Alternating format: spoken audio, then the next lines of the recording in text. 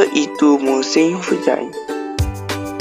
Musim hujan ialah tempoh dalam setahun apabila sesuatu kawasan menerima jumlah hujan yang lebih banyak berbanding waktu biasa. Musim ini berlaku akibat perubahan cuaca dan pergerakan angin yang membawa air ke atmosfera sebelum turun sebagai hujan. Di Malaysia, musim hujan sering dikaitkan dengan musim tengkujuh yang membawa hujan lebat dan angin kencang. Oleh itu, masyarakat perlu memahami ciri-ciri musim hujan agar dapat membuat persediaan yang sewajar.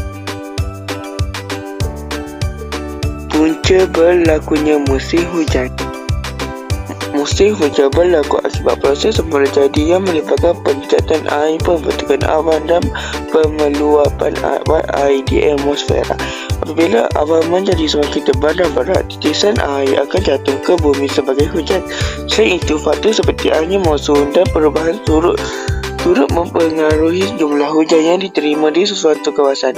Proses ini merupakan sebahagian daripada kitaran air yang penting untuk kehidupan di bumi. Ciri-ciri musim hujan.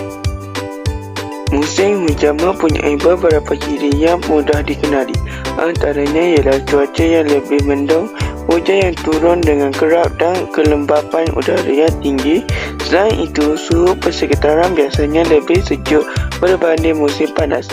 Dalam sesetengah keadaan, hujan lebat yang berterusan boleh menyebabkan banjir dan tanah runtuh. Oleh itu, masyarakat perlu sentiasa peka terhadap keadaan cuaca semasa musim banjir.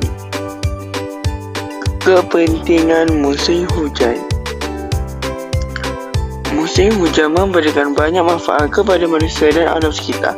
Hujan membantu mengisi sungai, tasik dan empangan yang menjadi sumber bekalan air. Selain itu, hujan menyuburkan tanah dan membantu pertumbuhan tanaman pertanian.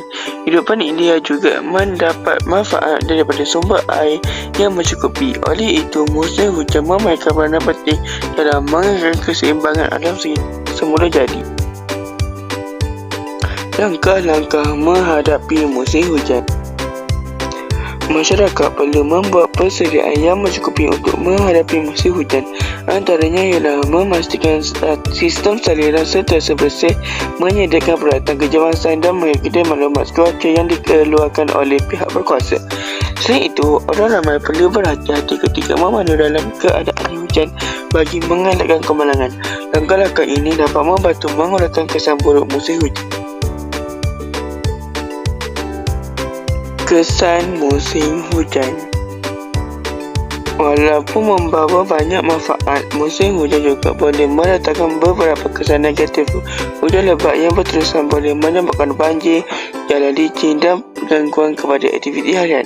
Selain itu, sesetengah penyakit seperti demam dan sesama lebih mudah merebak semasa cuaca sejuk dan lembap. Oleh itu, langkah berjaga-jaga perlu diambil bagi mengurangkan risiko yang mungkin berlaku.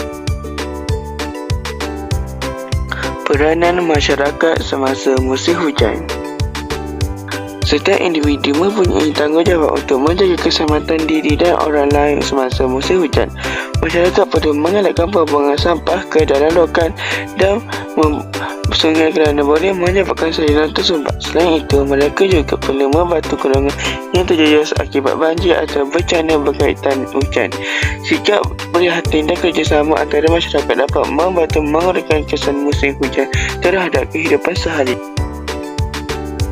Aktiviti semasa musim hujan. Musim hujan turut mempengaruhi pelbagai aktiviti harian masyarakat. Setengah aktiviti luar seperti sukan dan rekreasi mungkin terpaksa ditangguhkan kerana faktor keselamatan. Namun begitu, musim hujan juga memberi peluang kepada masyarakat untuk melakukan aktiviti di dalam rumah seperti membaca buku, mengulang kaji pelajaran dan meluangkan masa bersama keluarga.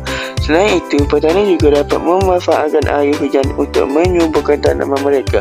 Oleh itu, musim hujan boleh dimanfaatkan dengan aktiviti yang sesuai dengan bermanfaat. Kesimpulan.